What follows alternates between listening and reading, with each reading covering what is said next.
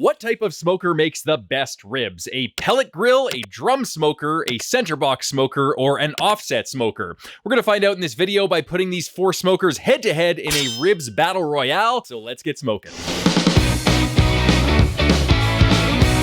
Welcome to the Smoke Lab, guys, the show where I do barbecue experiments you would never do at home so you can learn from my trial and error. If you have any requests for experiments you'd like to see on this show, drop them in the comments section below. And as always, all of the show notes, the recipes, and any other info are in the description section below so you can follow along. Ribs, we all love them, but what type of smoker makes the best ribs? I'm using 4 Oklahoma Joe smokers for this experiment: the Ryder DLX 1200 pellet grill, the Bronco Drum Smoker, the Marshall Centerbox Smoker, and the Longhorn Offset Smoker. Every smoker I'm using in this video is very different, and I'm really interested to see how each one cooks ribs. My hypothesis for this experiment is that the Longhorn Offset Smoker will make the best ribs. I just think it has the best convection. I think it has the best smoke flavor from burning actual splits of hardwood constantly. Although it's a little bit harder to use, I think it's worth it for the extra flavor. So that's my bias for this experiment, and I'm hoping to be proven wrong. Because like any good barbecue scientist, I want to see innovation in the barbecue world, and I'm always interested in seeing if there's a smoker that can give me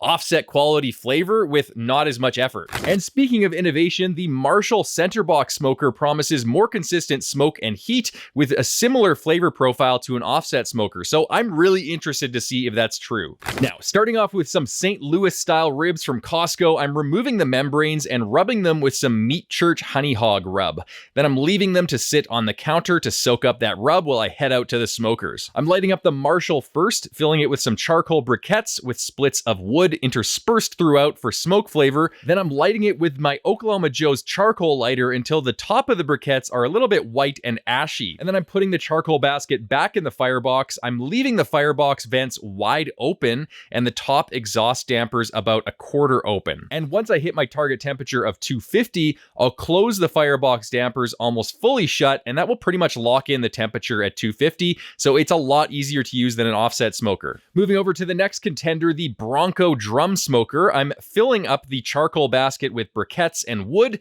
similar to the Marshall, and giving it a light until the middle of the pile is ashy and white and fully lit. Then I'm dropping the basket into the belly of the Bronco and placing the deflector plate over top of the fire. I like to also add a full pan of water over top of the deflector plate to block radiant heat from burning the bottom of my meat. And after the water pan is filled, I'm replacing the grate, giving it a quick scrub and closing the lid, setting the intake damper wide open to position 4. And after 30 minutes, the temp is about 50 degrees lower than my target temp of 250, so I'm closing the damper to position 1, which is almost fully closed, and that temp will slowly dial into 250 and pretty much hold steady there for 6 to 10 hours, depending on what type of charcoal you're using. So it's pretty easy to use, pretty much set and forget. Next is the Longhorn Offset Smoker. I'm laying down some charcoal in the firebox and giving it a light. This is going to create a nice coal bed so our splits of wood can catch more easily. Some people prefer lumps over briquettes. I personally use them interchangeably, but it would be an interesting experiment if I tested lumps versus briquettes in a offset smoker like the Longhorn.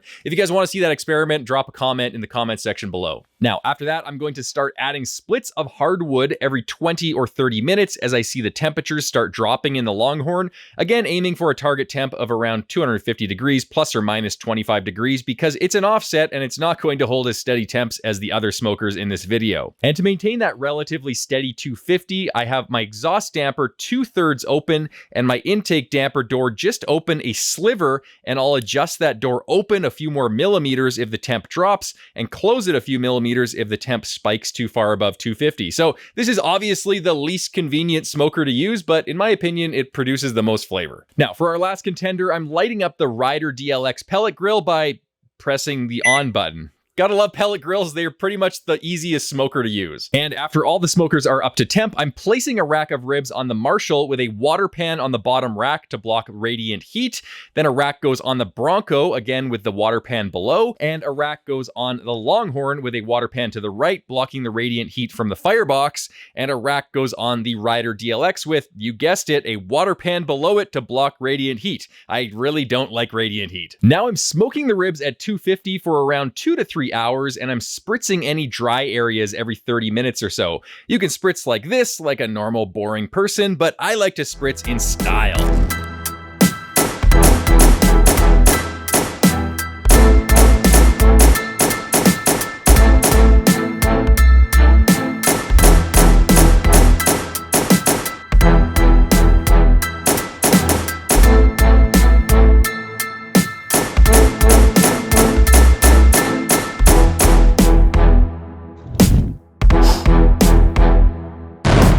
After about 2.5 hours, the ribs hit 165 internal, but most importantly, the bark is set and they have a nice dark color. So I'm removing them from the smokers and I'm wrapping them in foil. To do that, I'm placing the ribs on 3 pats of butter, laying down some maple syrup and another light layer of rub, and then I'm flipping the ribs over and adding more maple syrup and rub to the other side. The ribs then go meat side down, and I'm carefully wrapping them in such a way that the foil is just kind of cinched up on top so I can easily unwrap it to check the ribs and then seal them back up again, which is very important because in the next step, we're going to be checking our ribs quite a bit. Now, all 4 racks of ribs are going back onto the smokers, and I'm continuing to cook at 250 for another 1 to 2 hours. After an hour wrapped, I'm starting to check on all the ribs for tenderness every 15 minutes or so. You can see here how I'm opening up the foil pouch and probing the ribs. They're not quite tender enough, and they're only at about 175, 185 internal. What I'm really looking for is a temperature of around 195 or higher in the ribs, but most importantly, they should probe tender, they should flex easily with a little bit of meat tearing on top of the ribs as they flex, and the meat should be pulling back from the bones a little bit. That's another good sign that they're done.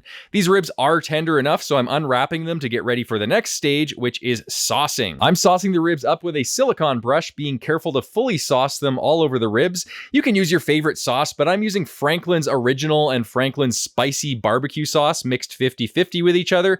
These were just left over from my trip to Franklin Barbecue in Austin, so I thought I'd use them. Now we're going to let the ribs smoke unwrapped for around 20 or 30 minutes until the sauce is dried out and they're kind of sticky and tacky on top of the ribs. And now it's time for the taste test. All right, guys, it's the moment of truth. All of the ribs are completely done now. We've got the offset smoker ribs. We've got the drum smoker ribs. We've got the pellet smoker ribs, and we have the Marshall center-fired smoker ribs. So we're going to cut into these, and we're going to see what they taste like, starting with the offset smoker ribs. And I'm going to flip this over and give it a cut. A nice big old double rib. And I'll give you guys a look here. Looks really nice. Rib looks good. Let's give it a taste. Nice smoke ring.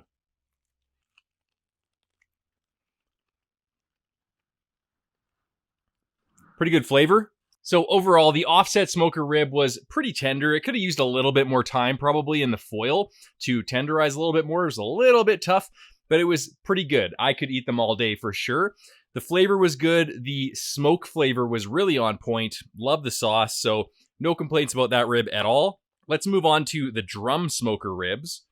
Again, I'm going to cut myself a nice double rib, and I'll give you guys a look. Again, nice smoke ring. See how it tastes. It's really good. Nice bite through consistency. You can see that it doesn't fall off the bone. It just kind of tugs off and it leaves a bite mark. So that's how I like them. That's how I cook them in competitions. Not gonna lie, can't taste any smoke flavor at all. So that's kind of a detriment.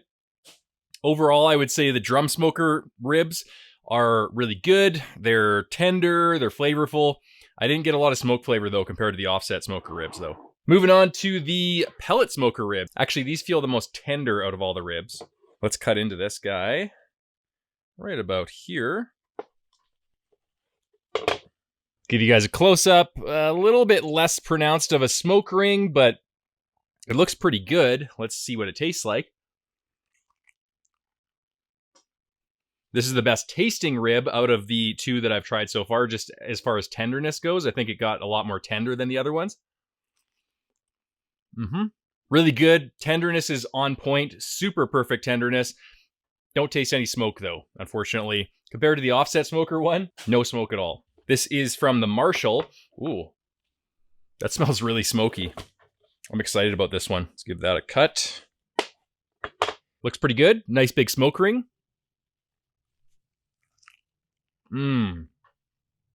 Yes, this is the best one out of all 4 of them. Hands down. It's got smoky flavor like the offset smoker. It's tender and it's got good flavor. Really good. So overall impressions, it's very hard to judge tenderness based on the performance of a smoker because the tenderness of these ribs was based on how good I was at sort of probing them and keeping them in the smoker for long enough in the foiled stage so that they got to the perfect tenderness. I got in a bit of a rush and I wasn't able to spend as much time as I wanted to on it. So that's why we got some that were really tender and some that were lacking in tenderness a little bit. So that has nothing to do with the smoker at all. Having said that, the most tender one was the one I pulled off of the Marshall, followed by the Ryder DLX. Those were really good, really tender, perfectly cooked ribs.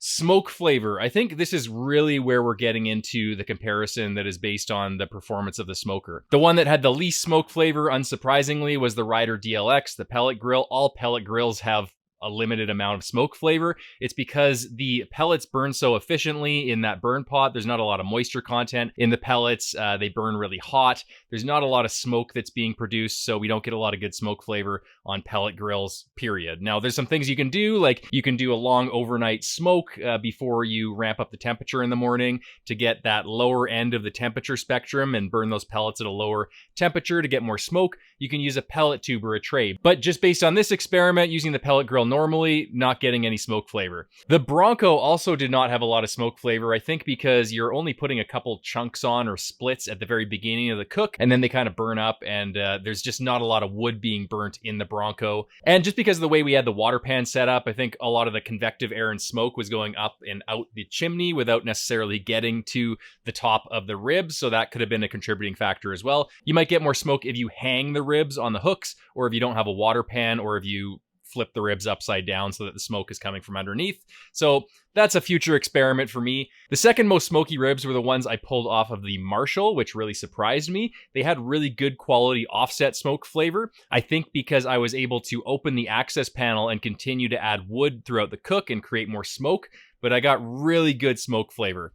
Now, the smokiest ribs that I tasted were from the Offset Smoker. I don't think there's any surprise there. Offset smokers create the most amount of smoke flavor in my experience, and that's why I love them so much. Now, in terms of convenience, the pellet grill was definitely the most convenient one. I didn't have to touch it throughout the whole cook, followed by the Bronco Drum Smoker. It was kind of set and forget after I got it to the right temperature zone. And the Marshall was probably the third easiest to use, followed by the Offset Smoker, which was the hardest to use and took the most amount of skill and babysitting, and I had to be attentive and keep feeding the fire and spritzing the edges of the ribs because you get a lot of convective heat in that Offset Smoker and you can dry out the edges of your ribs if you're not careful. So if I was looking at getting one of these smokers when I was first starting out smoking and I was really interested in a convenient style of smoking, I'd probably go for the Ryder DLX, the pellet grill. But if I wanted more smoke flavor and I had more time, I would go with the Offset because you just get way better flavor on the Offset. And surprisingly, the Marshall strikes a good balance in between those extremes. It has good smoke flavor and it's also relatively set and forget. Followed by the Bronco, which was, it was set and forget, but you don't get as much smoke flavor. So I think that if you're looking for a balance of convenience and smoke flavor, I would definitely go with the Marshall. That's what I would get if I was just starting out with barbecue. It had really good smoke flavor and it was convenient to use, so that really surprised me. And I'm happy that Oklahoma Joe sent me that smoker because I've never used that type of smoker before, and I was pleasantly surprised by it. So thanks so much for watching, guys. If you have any ideas for future experiments you'd like to see me do here on the Smoke Lab, then feel free to drop them in the comments section below and I'll take a look. I will see you in future episodes here on the Oklahoma Joe's YouTube channel. And if you haven't already, be sure to check out my channel, Smoke Trails Barbecue, where I do similar experiments to the one you saw in this video. Until next time, happy smoking.